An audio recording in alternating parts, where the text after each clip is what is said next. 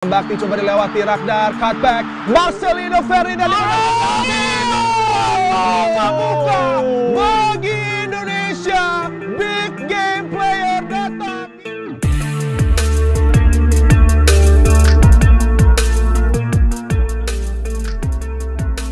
Laga Timnas Indonesia lawan Arab Saudi dalam lanjutan kualifikasi Piala Dunia Zona Asia berlangsung tegang dan tensi panas.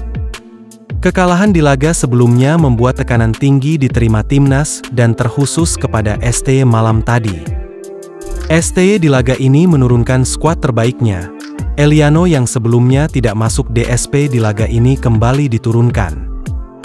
Dengan misi membalas kesalahan di laga-laga sebelumnya, line up di malam ini penuh dengan keoptimisan meraih 3 poin.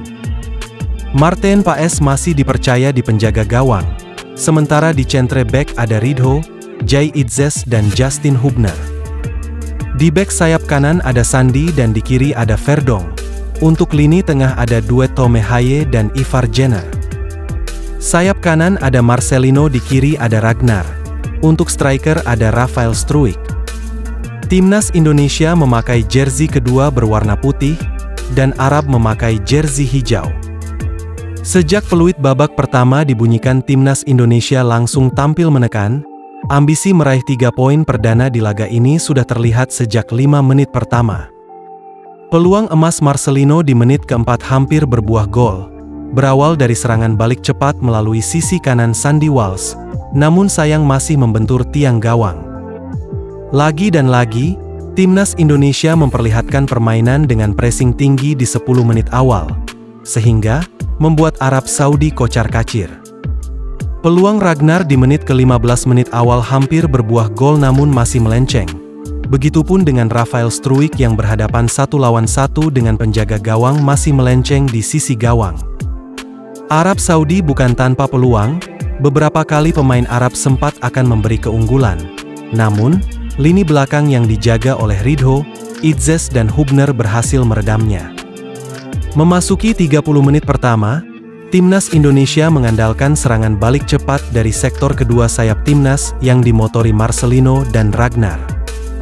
Dan alhasil, keunggulan Timnas lahir di menit ke-32 melalui Marcelino Ferdinand, berawal dari serangan balik cepat dari sektor kiri.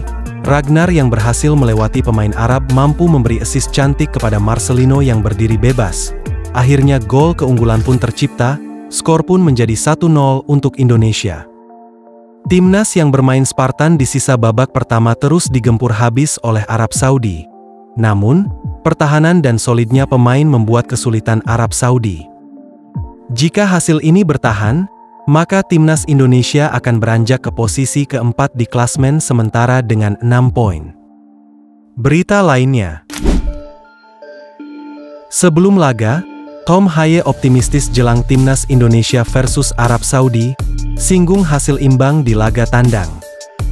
Pemain Timnas Indonesia Tom Haye memberi komentar bernada optimisme jelang menantang Arab Saudi dalam matchday ke-6 putaran 3 kualifikasi Piala Dunia 2026 Zona Asia tadi malam. Anak-anak asuh Shin Tae-yong belum sekalipun menang sepanjang ronde ketiga. Dengan capaian terbaik mereka hanyalah memetik 3 hasil imbang melawan Arab Saudi, Australia, dan Bahrain. Catatan tersebut membuat Tom Haye dan kawan-kawan kini dibebani target poin. Hal itu diperlukan guna mendongkrak posisi di tabel sekaligus menjaga asa tembus ke putaran keempat FIFA World Cup 2026 Asian Qualifiers. Menanggapi situasi ini, pemain berusia 29 tahun pun menyeratkan dia optimistis dengan prospek Timnas Indonesia menghadapi Arab Saudi. Kami imbang di Jeddah, itu masih di awal ronde, saya pikir sekarang tim kali lebih fit dan kuat. Melawan Jepang, di menit-menit awal pun kami bisa menunjukkan bahwa kami mampu bermain. Tetapi sayangnya di akhir-akhir kami tidak bisa melanjutkan hal performa itu, ucap Tom Haye.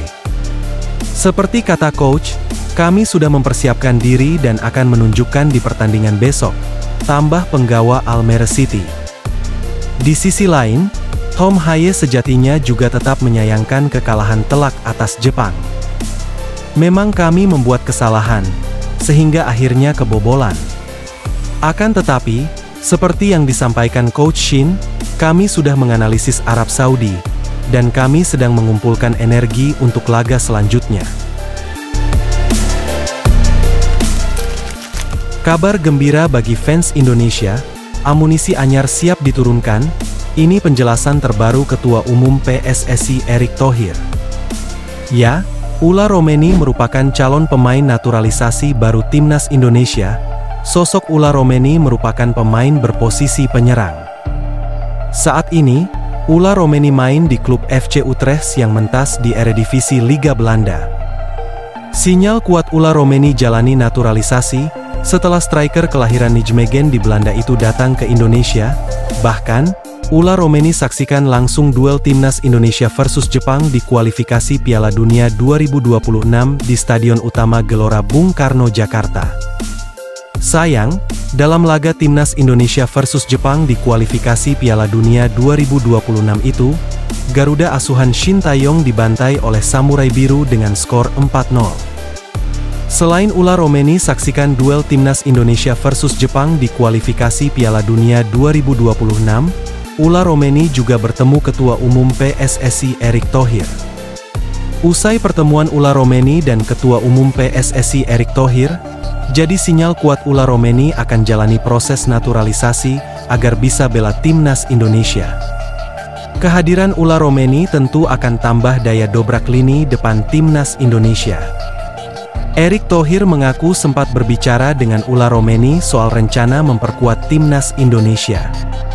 Pemain berusia 24 tahun tersebut pun akhirnya berkomitmen untuk memperkuat Timnas Indonesia. Untuk itu, saat ini proses naturalisasi pemain FC Utrecht tersebut telah dijalani oleh PSSI. Orang nomor 1 di PSSI itu mengakui bahwa pemain berposisi striker itu siap menjadi warga negara Indonesia, WNI, dan siap memperkuat skuad Garuda nantinya. Pria yang juga menjabat sebagai Menteri BUMN tersebut mengatakan bahwa PSSI menargetkan Ula Romeni bisa memperkuat skuad Garuda segera. Ula ditargetkan bisa membela Timnas Indonesia saat menghadapi Bahrain dan Australia pada Maret 2025 mendatang. Ula, kalau semuanya lancar, dia akan memperkuat tim nasional, mulai bulan Maret, ujar Erick Thohir. Erick menanyakan apakah Ula serius ingin memperkuat Timnas Indonesia, apalagi ia telah menyaksikan langsung Timnas Indonesia kalah telak dari Jepang di laga kandang. Makanya setelah pertandingan, Aya tanyakan lagi, kita kalah lo 4-0 lawan Jepang, yakin? Saya bilang. Dia bilang, yakin saya akan bisa bikin perubahan buat tim Indonesia, kata Erick Thohir. Tinggal bagaimana komposisi tim semua bisa berjalan dengan baik, saya rasa kita sudah memperkuat tim ini dengan baik, ucap Erick Thohir. Dengan begitu, proses naturalisasi Ula Romeni pun dilanjutkan dan sang pemain ditargetkan bisa segera memperkuat Timnas Indonesia. Menurut Erick Thohir, saat ini pihaknya telah mengurus semua proses dan ditargetkan Maret sudah bisa main.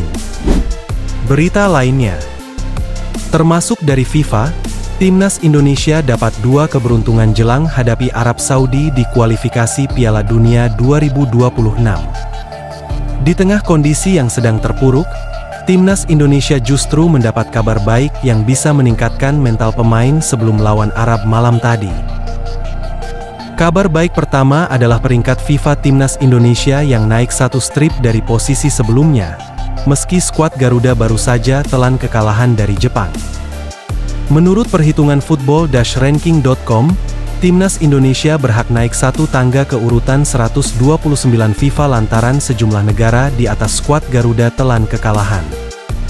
Menurut laman tersebut, kekalahan yang dialami negara Rwanda dan Gambia membuat mereka turun jauh di bawah Timnas Indonesia pada ranking FIFA saat ini.